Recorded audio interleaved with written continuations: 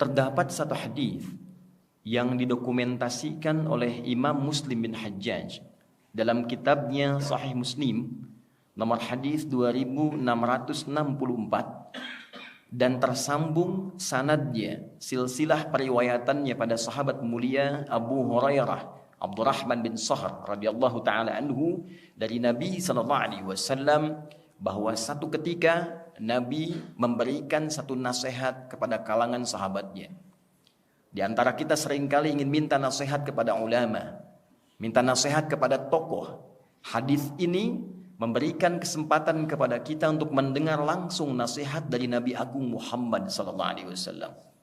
Di antara sekian nasihat beliau sampaikan, qala Rasulullah SAW, al-mu'minul qawiyyu khairun wa ahabbu ilallahi minal mu'minid dha'ifi wa fi kulli khair.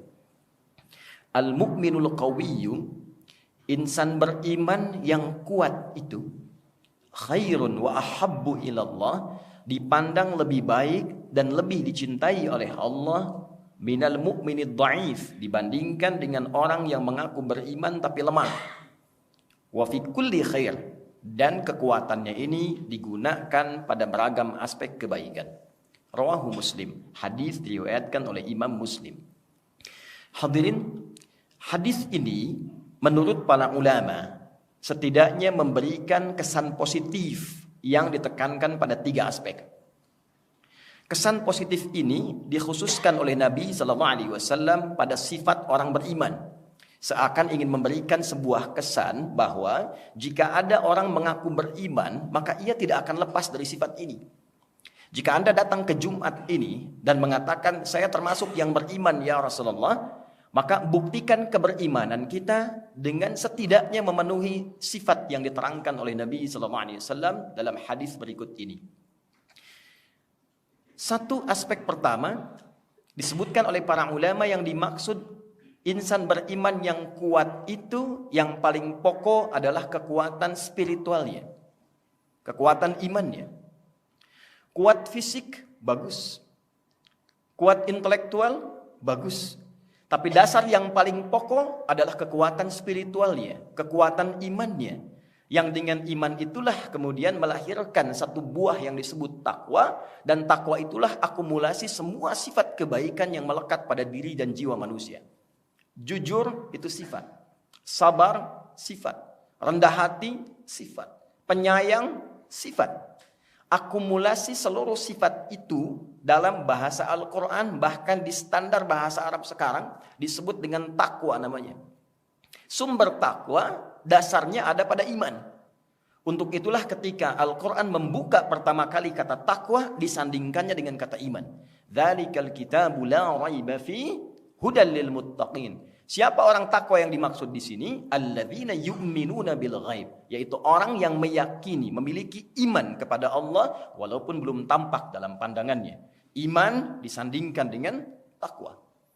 Beberapa bulan lalu kita menunaikan puasa, dibuka dengan kata iman, diakhiri dengan kata takwa. Ya ayyuhalladzina amanu kutiba alaikumus shiyam kama kutiba alal ladzina min qablikum la'allakum tattaqun. Seorang pemilik iman secara otomatis kata Al-Quran seharusnya memiliki akumulasi takwa. Jika memiliki takwa, maka secara otomatis terhimpun pada dirinya semua bekal-bekal sifat kebaikan. Orang takwa itu pasti jujur. Orang takwa itu pasti rendah hati. Orang takwa itu pasti penyayang. Menjadi suami bertakwa, suami yang sayang pada istrinya. Ayah yang takwa, ayah yang sayang pada keluarganya. Pimpinan yang bertakwa, pimpinan yang sayang pada anggotanya. Demikian sifat takwa ketika menyemai dan terkumpul dalam jiwa yang terlahir semua sifat kebaikan. Beruntung kita, seluruh instrumen kebangsaan yang melekat dan menyemai negara kesatuan Republik Indonesia, dasar yang melekat di dalamnya adalah sifat-sifat takwa. Kita mendapati dalam Undang-Undang Pendidikan misalnya, di Undang-Undang Sisdiknas nomor 20 tahun 2003, dari pasal menimbang ada 5 poin, poin keduanya langsung menegaskan Undang-Undang Dasar Negara Republik Indonesia tahun 1945 mengamanatkan pada pemerintah mengusahakan menyelenggarakan satu sistem pendidikan nasional yang meningkatkan keimanan dan ketakwaan pada Tuhan Yang Maha Esa. Baru mencerdaskan kehidupan bangsa. Jadi orang tua kita menginginkan sebelum pintar itu, sebelum cerdas, itu takwa dulu. Karena kepintaran yang tidak disupport dengan kebaikan, itu melahirkan malapetaka. Pintar, bagus. Tapi yang pintar tidak baik, mencelakakan.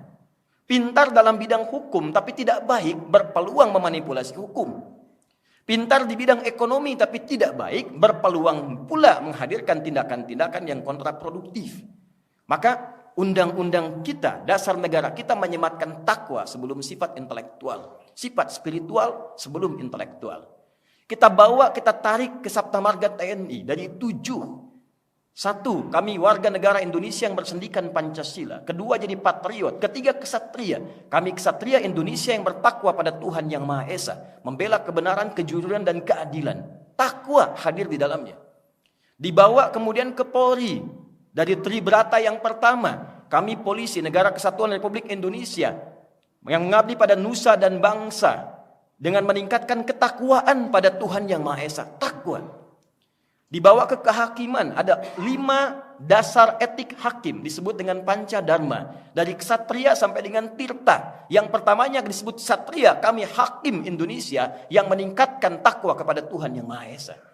Bersyukur kepada Allah karena di preambul Undang-Undang Dasar 1945, negara ini sudah ditegakkan dengan dasar atas berkat rahmat Allah yang Maha Kuasa. Dan ditanamkanlah sifat takwa di dalamnya.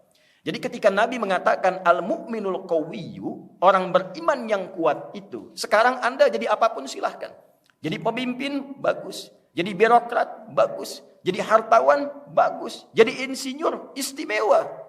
Bangun bangsa ini dengan semua yang bisa kita dedikasikan. Tapi di saat yang sama, kita disebut hebat dan baik dalam pandangan Allah ketika semua kreasi kita itu didorong dengan sifat-sifat kemuliaan yang disebut dengan takwa. Itulah orang hebat yang sesungguhnya.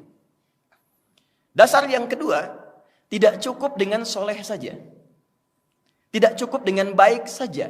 Maka ada yang kedua tafsir ulama, al-mu'minul qawiyyu, orang beriman yang kuat itu, tafsir yang kedua adalah kuat intelektual.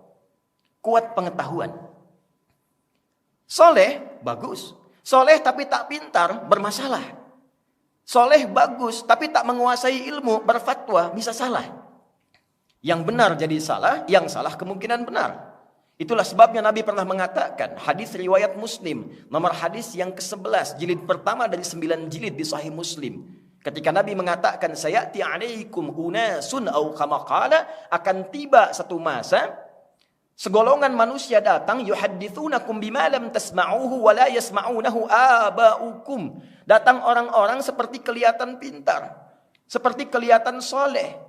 Tiba-tiba jadi ustadz, jadi kiai, standarnya tidak ada. Memberikan fatwa. Fatwa yang mengagetkan. Membuat kita heran. Apa seperti ini ajaran agama? Kata Nabi, jangankan Anda yang heran. Orang dulu pun kalau dengar ikutan heran. Karena itulah hadirin, datang ayat-ayat Quran untuk mensupport kita. Bahkan wahyu pertama berkata, Iqra, baca. Afala yanzuruna ilal ibili kaifa khuliqat, riset. Bahkan di dunia hewan, riset. Baru bangun tidur, langsung Nabi menyampaikan dalam hadis riwayat Abu Daud, nomor hadis 1367. Bangun dari tidur, kita sudah diminta berpikir, meningkatkan sifat intelektualitas kita, meriset semua kemungkinan di langit dan di bumi serta semesta. Inna fi khalqis samawati wal ardi wa ikhtilafil laili wan nahari la ayatil li ulil albab, alladzina yadhkuruna Allaha qiyaman wa qu'udan wa 'ala junubihim. وَيَتَفَكَّرُونَ فِي خَلْقِ السَّمَاوَاتِ وَالْأَرْضِ يَتَفَكَّرُونَ فِي خَلْقِ السَّمَاوَاتِ وَالْأَرْضِ. Baru bangun tidur, kita diminta oleh Allah sudah pintar. Itulah salat pertama kita disebut dengan subuh. Dari kata asbah, artinya sesuatu yang terencana dengan baik, yang terukur, yang punya standar. Sebelum kita mengerjakan tugas, bangun, siapkan mau kerjakan apa hari ini, rencananya apa, planningnya apa. Jangan sampai ada orang beriman ditanya jam 7 di mana, saya belum tahu. Jam 12 mengerjakan apa, saya belum paham. Anda bangun dari tidur, sudah punya rencana, datang kepada Allah lewat sholat subuh, minta dimudahkan urusannya. Dilancarkan pekerjaannya. Itulah kekuatan spiritual dan kekuatan intelektual. Anda soleh, bagus. Anda pintar, istimewa. Tapi fisiknya tidak kuat, tidak banyak yang bisa kita dedikasikan. Karena itu pada bagian yang ketiga adalah kekuatan jasmani. Kekuatan fisikal. Bagus dari dalam spiritual, bagus secara intelektual, dan kuat secara fisikal. Itulah sebabnya kita temukan kisah-kisah Nabi pun berolahraga. Nabi bahkan bergulat. Nabi kadang-kadang balap lari dengan istrinya. Jadi ketika dibentuk Kementerian Pemuda dan Olahraga, ada disporanya. Itu bukan sekedar bagaimana memfasilitasi anak bangsa jadi kuat. Kalau kita niatkan sebagai ibadah kepada Allah, itu bagian wujud keimanan kita kepada Allah Subhanahu wa taala. Maka niatkan bagaimana dengan kuatnya fisik kita bisa berbuat baik. Bukan sekedar olahraga. Kalau cuma olahraga, yang lain juga bisa. Nanti yang ditanya oleh Allah, iman Anda di mana? Iman kamu di mana? Apa yang membedakan Anda dengan orang lain? Ketika pingpong kuat, ketika sepak bola kuat. Kenapa ketika Jumatan tidak kuat? Kenapa ketika baca Quran tidak kuat? Di mana spiritualnya? Kalau cuma olahraga saja, olah fisik saja, setiap orang bisa melakukan. Tapi yang dibutuhkan olah rasa, olah karya, olahraga. Sehingga kita bisa kerja cerdas, kerja keras, dan kerja ikhlas dalam kehidupan kita. Itulah satu hadis yang diingatkan oleh Nabi SAW. Semoga hadis ini memberikan motivasi lebih kepada kita. Yang hadir khususnya di Jumat ini, untuk semakin menjadi hamba yang paripurna, kuat spiritualnya, kuat intelektualnya, dan kuat secara fisikalnya. Barakallahu li wa lakum fil Qur'anil azim. ونفعني وإياكم بما فيه من الآيات والذكر الحكيم وتقبل مني ومنكم تلاوته إنه هو السميع العليم ادعوا الله يستجب لنا ولكم جميعا